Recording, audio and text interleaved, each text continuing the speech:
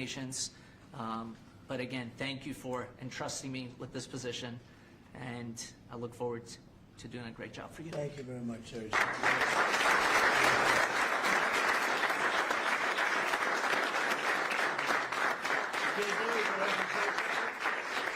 Well, thank you, sir. First of all, congratulations, Sergio. You're going to be a great ambassador, a great representative to the country of India, which the President and I both love. As a lot of you know, Sergio was a critical piece of what made the first 10 months such a great success. Obviously, the President's leadership is the most important thing, but you can't do a whole lot unless you've got good people around you. And Sergio did as much as anybody to ensure that the White House was staffed with the very best people, people who were loyal to the President, loyal to the country, and loyal to the agenda that we're trying to implement. So thank you all for being here. I think it's a great testament to you, Sergio, that you got multiple cabinet secretaries, Erica Kirk, the President of the United States. This crowd would not turn out for just anybody, but it turned out for Sergio Gore. You're going to do a hell of a job, man. Congratulations.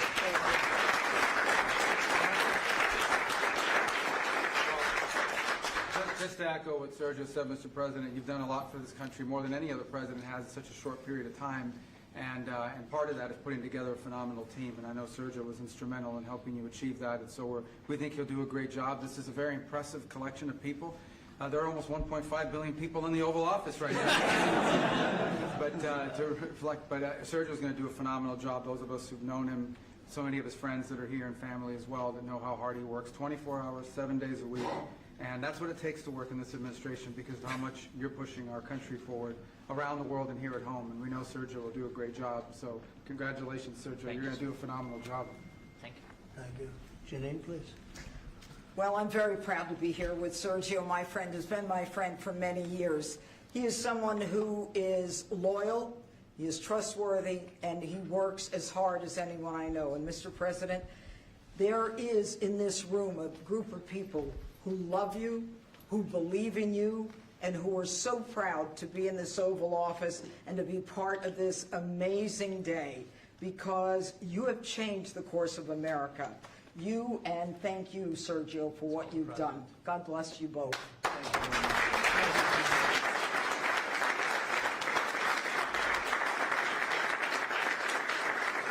Well, he was also very good friends with a guy named Charlie. We just knew him as Charlie, and his wife, who he loves so much, is here with us. And maybe you know how close they were together. Maybe Erica, you could say a couple of words, please. Honored to, sir. Charlie loved you. It's hard not to get emotional because I know that he would have been the first phone call when he found out that you were going to be taking this position. And the way that I was able to witness the two of you work together for years and to champion and support the president was absolutely humbling to witness. And I am so proud of you. And Charlie is going to be with you every single day. In spirit, and I will be praying for you every day because I know that this is just the beginning of an incredible opportunity for you.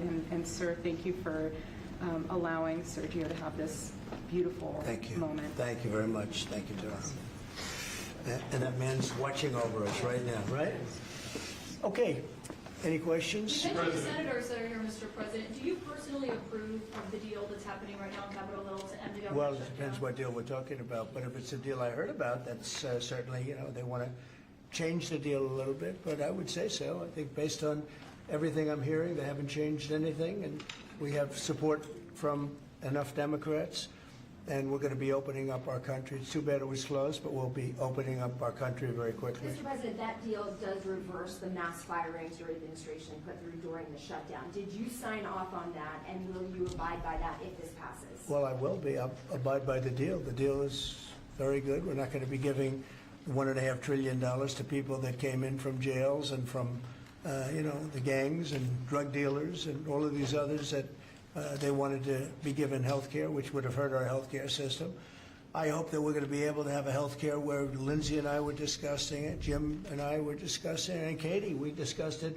We want a health care system where we pay the money to the people instead of the insurance companies. And I tell you, we're going to be working on that very hard over the next short period of time, where the people get the money. We're talking about trillions and trillions of dollars, where the people get the money. Yes, please. Syria, the Syria president, sir, could you update us on your meeting? Did you come to any agreements? Say it? With the leader of Syria you had earlier, did you come to any agreements today? Well, I've had an agreement with him. He's a very strong leader. He comes from a very tough place, and he's a tough guy. I liked him. I get along with him. The new president of Syria. And we'll do everything we can to make Syria successful, because that's part of the Middle East. We have peace now in the Middle East, first time that anyone can remember that ever happening. And,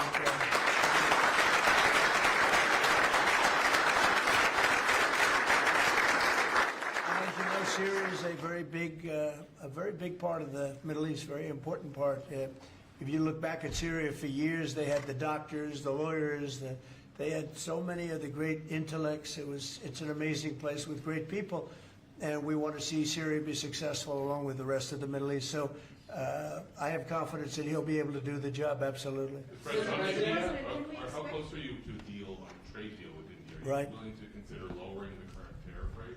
Well, right now the tariffs are very high on India because of the Russian oil, and they've stopped doing the Russian oil. It's been reduced very substantially. Yeah, we're going to be bringing the tariffs down. What kind of level are we talking about here? I mean, at some point we're going to be bringing them down. Without tariffs, this country would be in such trouble, as they were for many years. That's why we owe $38 trillion. And one of the things we're going to do, we're going to issue a dividend to our middle income people and lower income people of about $2,000. And we're going to use the remaining tariffs to lower our debt. We're going to be lowering our debt, which is a national security thing. So we're doing a lot of good work. And the numbers were reported so incorrectly. The real numbers are trillions of dollars have been taken in or gotten in terms of investment from the tariffs. And so if that were ever reversed, it would be a disaster. Frankly, it would be a national security problem for our country. And nobody thinks it's going to be reversed. I think we had a very good court case. As you know, it's before the Supreme Court right now. But if that were ever reversed, people are saying, oh, it's $1 billion. Some people said, oh, it's $2 billion. Well, that obviously we can handle very easily. But this is trillions of dollars we're talking about in terms of the tariff income and all the investment income that's come into our country. We have more than, I would say right now, more than $18 trillion. The biggest number ever is a tiny fraction of that for any country. China, the United States, the biggest number ever. If you look at the past administration, Biden, he did less than $1 trillion in 4 years. We're over $18 trillion. By the time my first year ends, we're going to have over $20 trillion of investment coming into the United States. It's unheard of. We have AI factories. We're leading China by a lot. We have cars and car plants coming in by more than we've ever had built before. All of that would go away if we lose the tariff case. So all of it would go away. So they're not giving the right numbers. It would be an economic disaster. It would be a national security disaster if we lost the case in the Supreme Court. Daniel? President, back to that tariff Yes. rebate, this is an idea you've been talking about for months, because it will directly, positively impact millions of Americans. Why was this important for you to do, and when can Americans expect that? So I've been talking about it for a long time, the dividend to people that, have suffered under the Biden administration. So Biden had the highest inflation in history, and we now are at a very low point. We're going to be hitting 1.5% pretty soon. So we're at a low point, and he was a high point. We did that. Food prices are way down. It's all coming down. And the biggest decrease, of course, is energy. And, as goes energy, goes everything else. Because when energy comes down, the oil, the electric, I think you're going to see $2 gasoline or something very close to that. In fact, we're already in the twos. But I think you're going to be seeing very soon $2 gasoline.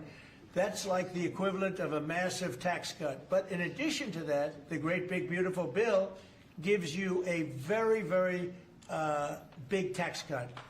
And then you have no tax on tips, no tax on Social Security, and no tax on overtime for the middle income and for even, frankly, anybody.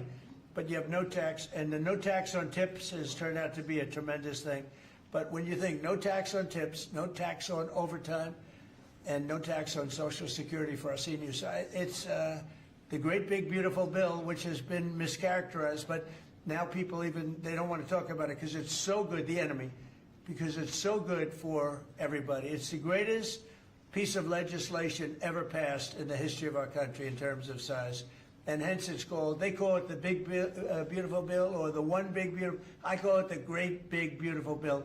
It's an amazing bill for the middle class. It's an amazing bill for jobs. We've never passed anything like it. And in my first administration, so we had the greatest economy. Everything was good, but we're really outdoing it this time because we have investments coming in largely because of tariffs. And I think because of November 5th, the election result. But we have investments coming in like we've never had before. The deal that shut down, Mr. President, on Syria. Please, behind you. Caitlin, behind you. Thank you, Caitlin. On Syria, can we expect an announcement on a pact between Syria and Israel, or an announcement on them joining the anti-ISIS? Yeah, you can expect some announcements on Syria. We want to see Syria become a country that's very successful, and I think this leader can do it. I really do. I think this leader can do it. And people said he's had a rough past. We've all had rough pasts, but he has had a rough past, and I think, frankly, if you didn't have a rough past, you wouldn't have a chance. He gets along very well with Turkey, with President Erdogan, who's a great leader. Erdogan's a great leader and very much in favor of what's happening in Syria. We have to make Syria work. Syria is a big part of the Middle East. And I will tell you, I think it is working and really well. We're working also with Israel on, getting along with Syria, getting along with everybody. And that's working amazingly. As you know, Hamas has given us back numerous bodies. It sounds pretty gruesome, but it's something the parents want more than if their son had been living. Hard to believe. I've seen all of the parents, so many of the parents, and getting back the body of their son, their dead son, is as vital to them, as important to them, as if the boy was generally the boy was alive. And as you know, over the last 4 or 5 days, we've gotten a lot of the additional bodies that they said they were going to. They've worked very hard to do that. So we have peace in the Middle East. It's a great thing, and nobody's ever seen anything quite like it. After your meeting with the Syrian Trade talks president with today, Switzerland, Mr. you posted President. last week about your talks with Switzerland. We're reporting that you're near a deal that would lower their rates. With Switzerland? Yeah. We're working on a deal to get their tariffs a little bit lower because. 15% is what we're doing. No, I haven't said any number, but we're going to be working on something to help Switzerland along. We hit Switzerland very hard. We want Switzerland to remain successful, and we're a part of Switzerland in the sense that they've been a very good ally. Yeah, we're working on them and some others, and we're working on others to increase them a little bit too. How close is it to Switzerland? Switzerland? What, do you have something to do with Switzerland? He wants to buy a watch. He wants to buy a watch. He wants to buy a nice one. He wants to buy a nice Rolex, right? We'll give Rolex some publicity because Rolex has been, they've been very nice, Now, look, it's a beautiful country. It's a small country, but economically very big. So we're working on something. Caitlin? After your meeting with the Syrian president earlier today, Marjorie Taylor Greene, who is a big ally of yours, said that she would rather see you focused on nonstop domestic policy meetings here at the White House instead of nonstop foreign policy meetings. What's your response to her saying that, and also saying that grocery prices are up and not down, as you said? Yeah, so I don't know what happened to Marjorie. She's a nice woman, but I don't know what happened. She's lost her way, I think. But I have to view the presidency as a worldwide situation, not locally. I mean, we could have a world that's on fire where wars come to our shores very easily if you had a bad president. We had a horrible president, and we ended up with Russia, Ukraine, and we ended up with other disasters, too. Don't forget, I put out 8 wars, 9 to come. I think I'll get the other one taken care of, but I put out 8 wars. And look at the damage that Russia, Ukraine has done to us as a country. I mean, we spent $350 billion. We're not spending any money anymore. Now they pay us through NATO. I got NATO to go from 2% to 5%. Well, that's very important. When you're president, you really sort of have to watch over the world because you're going to be dragged into it otherwise. You're going to be dragged into a world war. I think if I weren't president, first of all, that war would have never happened if I was president.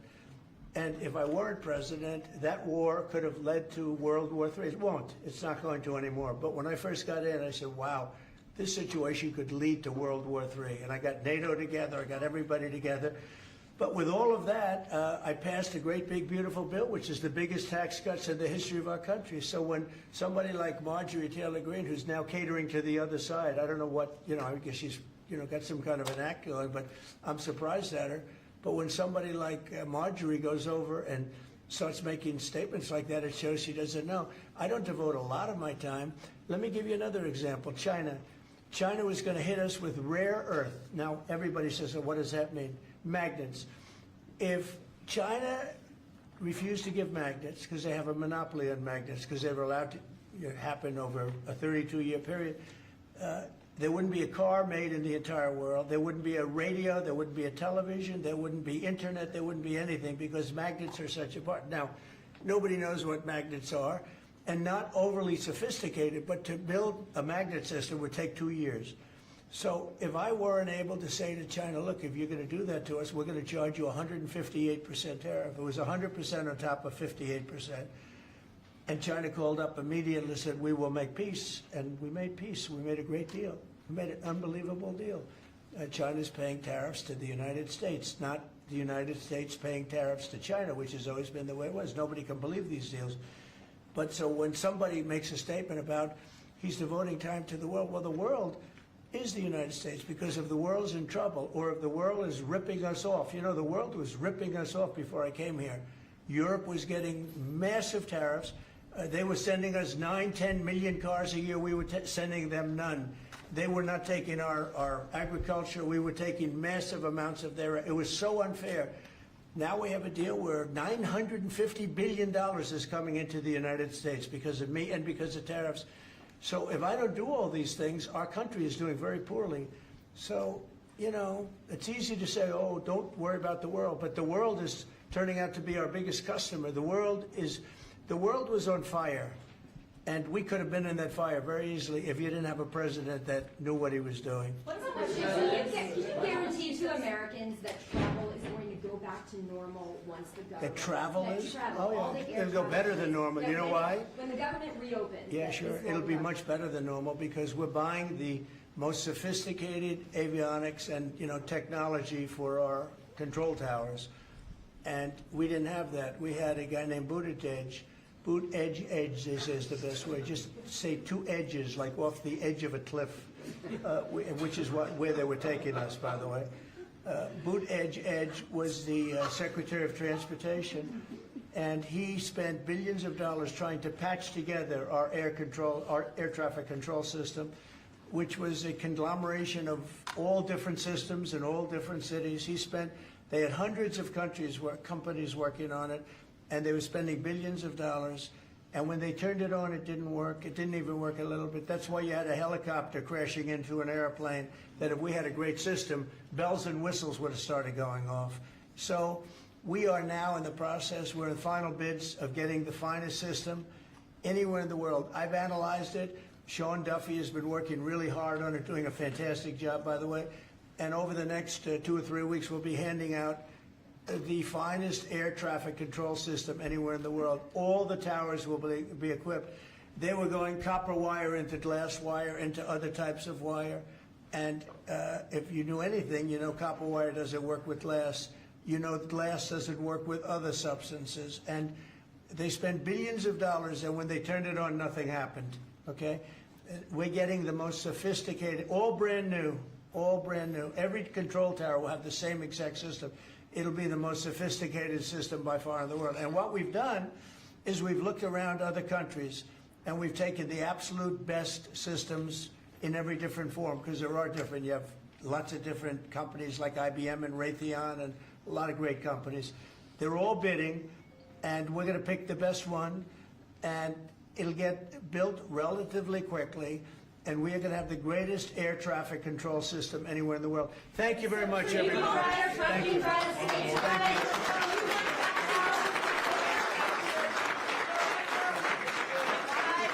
Let's go. Start moving. Thank you all. Thank you, press. Thank you, press. Let's go. Thank you, press. Let's go. Thank you, guys. Thank you. Thank you, press. Thank you, press. Thank you, press. Thank you, press. Thank you. Thank you, Mr. President. Keep going.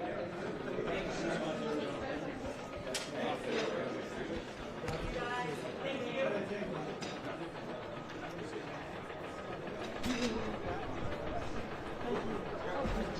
Come on, drop the race.